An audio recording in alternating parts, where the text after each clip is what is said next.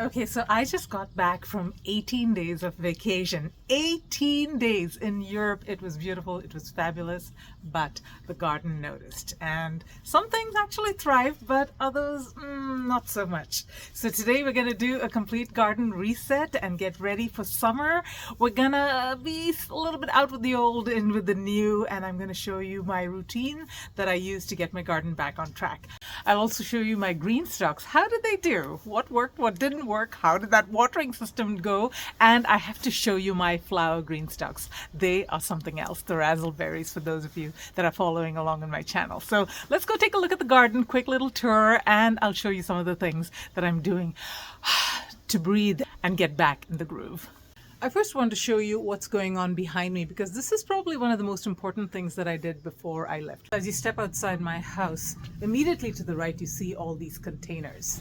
Now I actually went around my garden and collected all of the containers that did not have irrigation set up for them, because I wanted to put them in a convenient location for my daughter who was babysitting my plants when I was gone. Now she is not a gardener. She doesn't even know what a plant looks like when it's wilting. So I just wanted to make it easier for her by collecting it all together here. Look at my elevated raised planter. I planted this up just like, I think, a couple of months ago.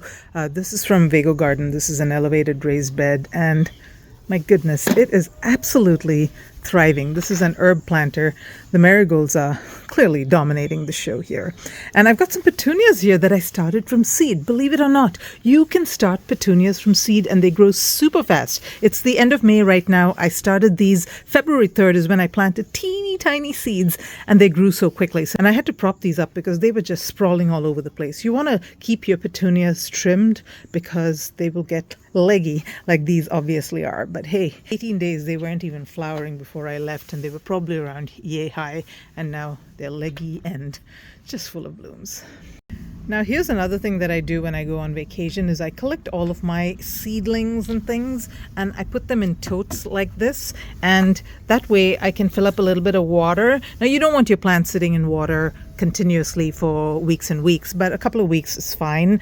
It gives them the necessary water and I think helps them grow. Even if my daughter forgot to water them, they at least have some water in the bottom that they can pull in and continue to survive. And here is what I am most excited about. These, you guys, these are dwarf tomatoes. So if you haven't heard of dwarf tomatoes, I'll actually put a link to a video where I talked all about them, but they are tomato plants that grow no more than about 3 to 4 feet tall. They produce full-size tomatoes, and they are indeterminate, which means they will continue to produce throughout the season. So these were just like 6 inches tall, I would say. And when I got them in early April, it's end of May, they have grown huge. I'd say they are already almost full size. In fact, this one is actually producing fruit already, and they're full of blooms. They're growing brilliantly, and you can save seeds for them because they are now open pollinated. So think about that. Open pollinated, so you can save seeds, full size tomatoes, manageable height, and they're indeterminate. I mean, what's not to love? Get yourself some dwarf tomatoes. They are definitely a great investment. Now, in addition to these dwarf tomatoes, I also grew micro tomatoes this year. This is a repurposed aquarium tank that I used just like I am with the totes to fill up a little water at the bottom and give them something to drink in case they got neglected. And look at the tomatoes on this, you guys. Oh my goodness, these are loaded. Look at this one. I don't think this is a micro. I have a feeling this is a dwarf tomato. But yeah, I got several different varieties of micro tomatoes as well because I want to actually grow them in my GreenStalks. I was experimenting with them. So when you get back from especially a long vacation like I did, there's going to be a lot of things in your garden that need to be taken care of. And it's just so easy to dive in there and start to try and do things. In fact, I think the weeds actually staged a coup when I was gone. I mean, my entire backyard just covered in weeds. And you can get frustrated very quickly because you're going to feel like you're weeding, you're deadheading, you're staking, you're doing all these things. And the garden still looks as messy as it did when you started. So you've got to be strategic about how you tackle these tasks. So what do I mean by strategic? A couple of GreenStalks behind me in need of some serious TLC, but more on that in just a little bit. What I mean by strategic is, first, take a deep breath, grab a hot cup of coffee if that's your thing, and then just walk around the garden making note of all the things that need to be done. Now, don't do them just yet, just make a note of them. You can use the traditional paper and pencil, or you can do what I do, which is use technology, which is so handy for this. And I want to show you how to do it, because if you aren't using technology to help you with managing your tasks, you are really missing out. Now, you do not need a computer for this. All you need is a smartphone, or even better, a smart watch. The app that you're going to be using is an app called Google Tasks. It's a free app that you can download, and it really helps you manage all kinds of tasks, not just gardening tasks, but anything that you need to do.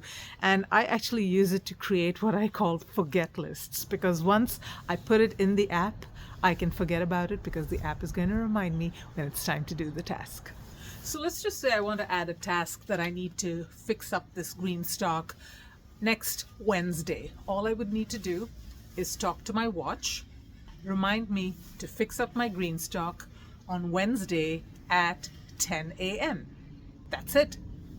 Now it's in my task list, and this is what it looks like. So here's the task right here. Now you can see that I have set it up for Wednesday, and it will remind me at 10 a.m. It'll send a notification to my phone. And the way that I differentiate between the urgent and the not so urgent tasks is the urgent tasks, I set a due date for the current day. So if you see all the way up here, I've got all of these tasks like harvest cilantro, stake artichokes, mallow, tomato, peppers, fix irrigation on nectarine trees, stake the grapes, etc. Those are all tasks I need to take care of ASAP, and so they will show up at the top of the list. In fact, I've even got an overdue item, which is fertilize my GreenStalks. The rest of the stuff over here, like plant blueberry seeds. Yeah, I'm going to be planting blueberry seeds. Can you believe that? And set up the evergreen new GreenStalks. Yes, I've got 2 new evergreen GreenStalks that I'm going to be planting up for summer. Got that for Mother's Day. And clean out the greenhouse. All of that can wait. No urgency whatsoever. So I use technology a lot in the garden. I even use it for all of my irrigation setup. It's all automated, and I can trigger my irrigation no matter which part of the world I'm in. And so that is probably the biggest reason why my garden did so well when I was on vacation. So I've been an IT professional my entire career, and so technology comes really naturally to me. If you would like me to make a video on how I use technology in the garden, it's actually not that hard if you've got a little bit of technical skills. So leave a comment below if you'd like me to make a video on how I use technology to help me with my gardening.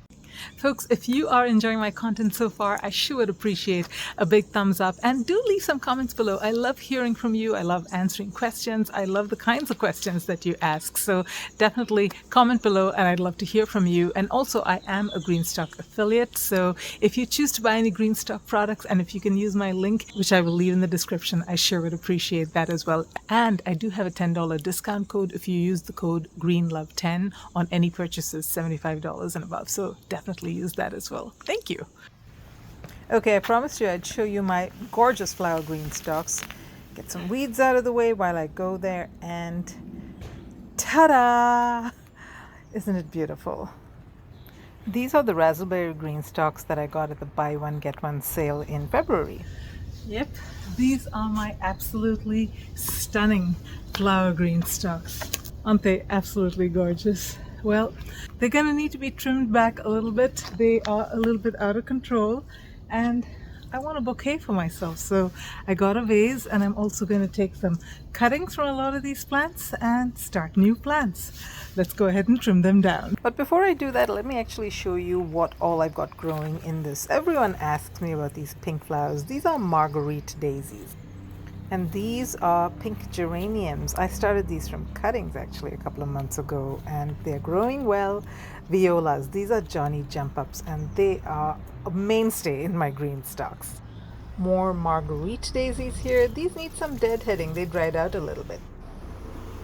Okay, let's spin this around and show you some more stuff. Those ultimate spinners, you guys, spin so smoothly. Now you want to know what this pretty pink flower is, right? These are creeping verbenas. They're new to my GreenStalk this year. Look at that candy cane one. Sweet alyssum, always a nice addition to the GreenStalk, but they get leggy pretty quickly, so you got to keep trimming them back. More geraniums. Let's go take a look at the other raspberry GreenStalk. Now this one's even more out of control. Now this is another new one in my garden. This is baby's breath. It's often seen in bouquets. I've got it in pink and white in my garden. Going around here, more sweet alyssum, more marguerite daisies. Oh, these violas, these Johnny jump ups, so cute. And yeah, this purple one, this is also creeping verbena, just like the candy cane one I just showed you. I've got another pink one right here. These come in so many different colors. Try and get your hands on creeping verbena. Little digression here to show you my snapdragons. Now, snapdragons grow well in my Mediterranean climate and they get larger every year. This is year 2 for this and it's in full bloom. I think I've got one in my GreenStalk as well. Yeah, this one is a shorter variety. Look how cute it is. This one over here is bloodleaf. It looks like coleus, but it's actually an amaranth. I'm making good use of the tube that's coming out of the GreenStalk to water a little pot of plants. Now this GreenStalk is sitting on my deck, so the elevation really helps because I can put a pot of flowers under it versus a flat tray like I did for those other GreenStalks. By the way, I do have a curated playlist of GreenStalk content. I will leave a link to it at the end of this video. It has got loads of videos, tips, tricks, hacks, you name it. So definitely check that out and binge watch when you get a chance. Yep, so grow more flowers in your GreenStalks, guys. I can't tell you how much joy they give me every day. I absolutely love these marguerite daisies, and they look so pretty with the sweet alyssum. In fact, I'm going to grab some sweet alyssum as well and put it all in my vase. Got some creeping verbena here. And these violas might be getting just a little too tall. Okay, those, and these are all going to push out new growth. They're just so sweet. These are Johnny jump ups. My vase is full already. Let's finish this and I'm going to show you the other parts of my garden. Not so pretty. They really need some cleanup, but we show the good, the bad, and the ugly on this channel. This one's actually looking pretty now. This is my mallow plant and it needed to be staked up. It was completely down on the ground, all the blooms. But now it's actually perking up and looking nice. This was one of those urgent tasks that I took care of as soon as I got here.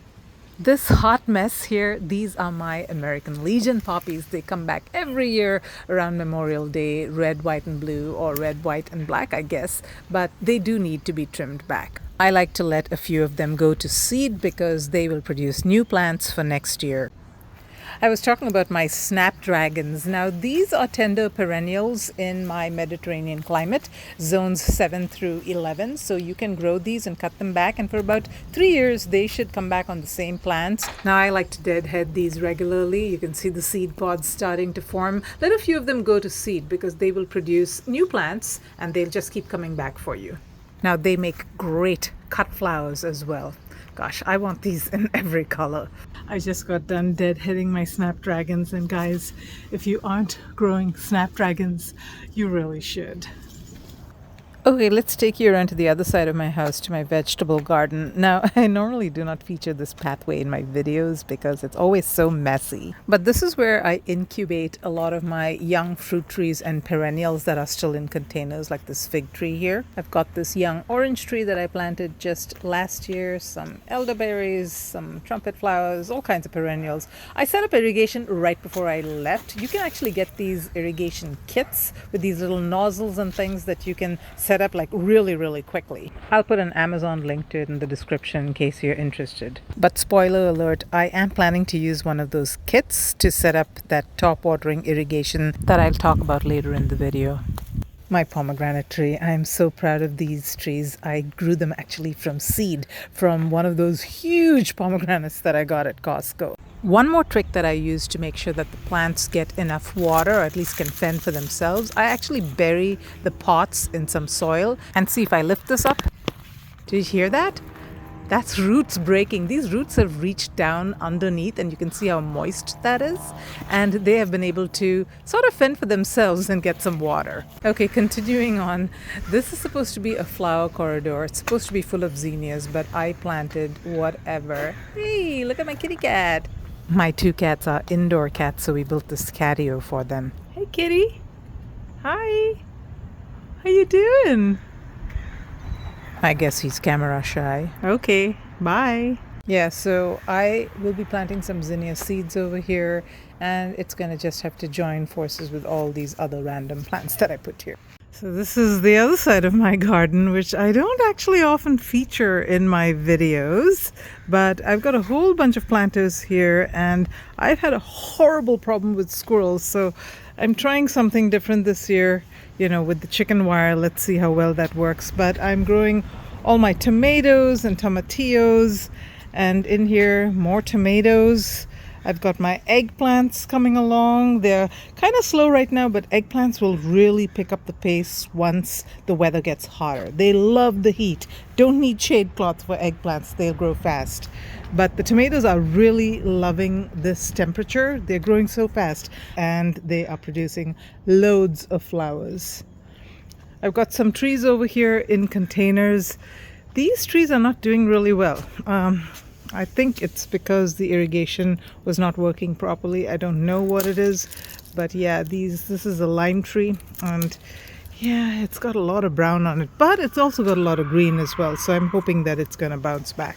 This fig tree, this is a brown turkey fig. It was full of figs when I left. This is the Breba crop, the first crop of the year, and when I came back it had dried out. A lot of the leaves had dropped off. I think my daughter missed watering this, and yeah, a lot of the figs just sort of dried out. I was just so disappointed. This actually produces a really good Breba crop typically. Italian honey fig, on the other hand, is growing nicely. Look at that large Breba. This is actually a 2-year-old tree. So fig trees are really fast producing. If you live in a hot, dry climate like our Mediterranean climate, it's just perfect for figs. They love the hot, dry weather.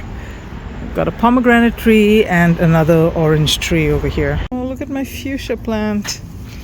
Dried out. I'm gonna have to trim this one back. It's gonna bounce back. Got onions that are actually getting close to being ready to harvest, which is kind of nice. I grew these from seed, and so I'm really proud of these. Usually I grow from transplants, but this year I grew a lot of them from seed.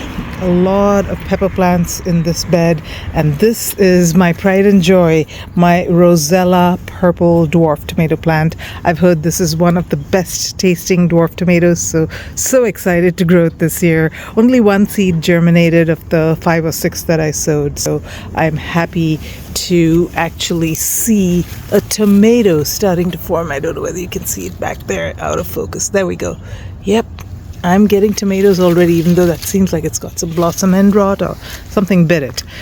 I'm gonna have to figure out a way to protect these from the squirrels. These are a couple of my dragon fruits. I featured these in many videos. This one particularly is a heavy producer of flowers but no fruit, and the main reason is because it is not self-pollinating. So this year I've got another variety. I'm hoping that between the two of them I'll get at least some fruit. There's more snapdragons. Did you know that snapdragons actually root very, very easily from cuttings? All you need to do is take a little piece like this, stick it in some soil, and it'll grow. One of the easiest flowers to root. I've got several blueberry bushes as well that I featured in many videos, and these are starting to ripen. This is my pink lemonade, which is, I can't wait to try this. I grew this from a teeny tiny 6-inch plant, started in 2022, so it's 3 years old, producing lots of berries this year. This is a self-pollinating variety, but blueberries do better if they've got companions that are flowering at the same time, even the ones that are supposedly self-pollinating.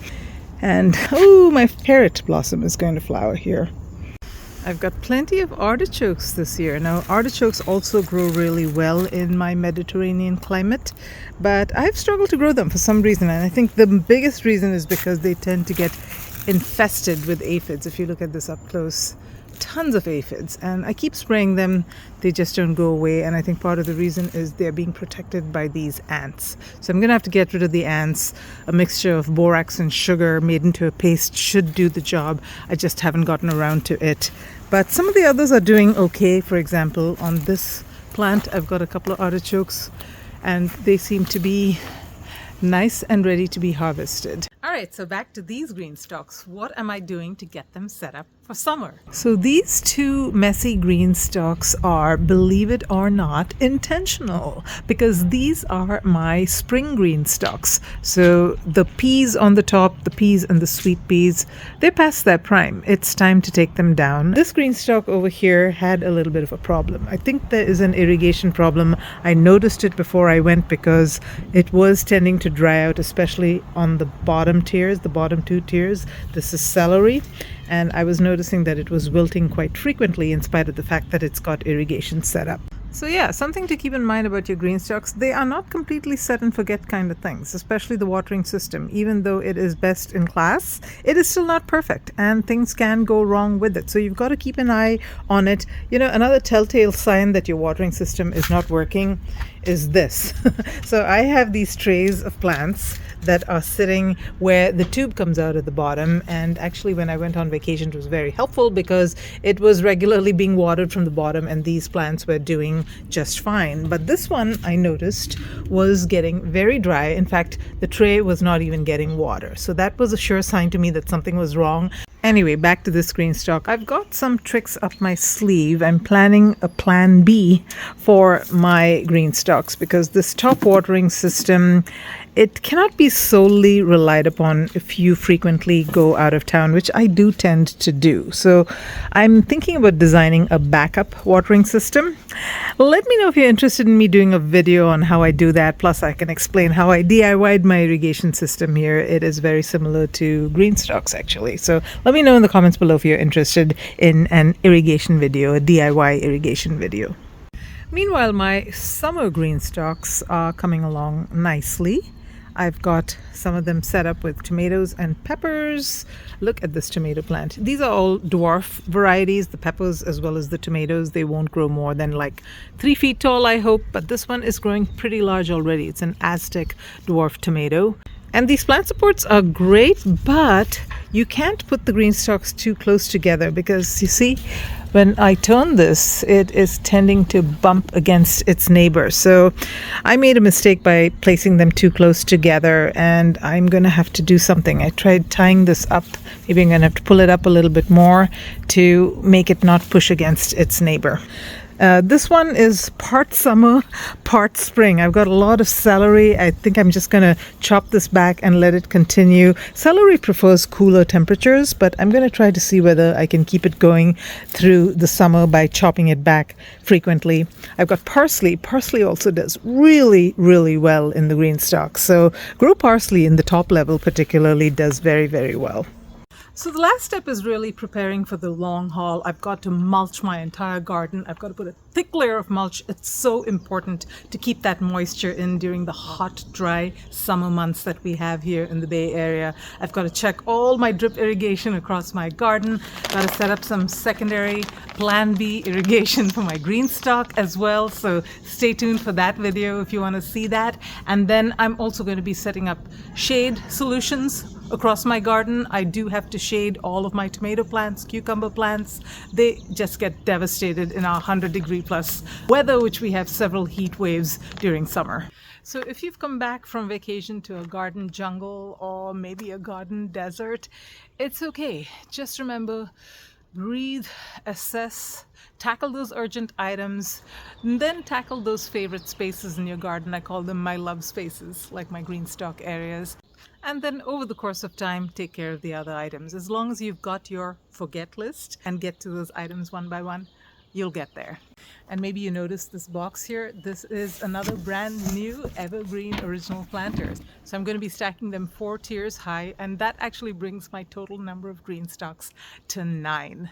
I'm going to be planting these up with summer veggies, and I can't wait to get started. So join me on my journey, and until next time, folks, live green and love your greens.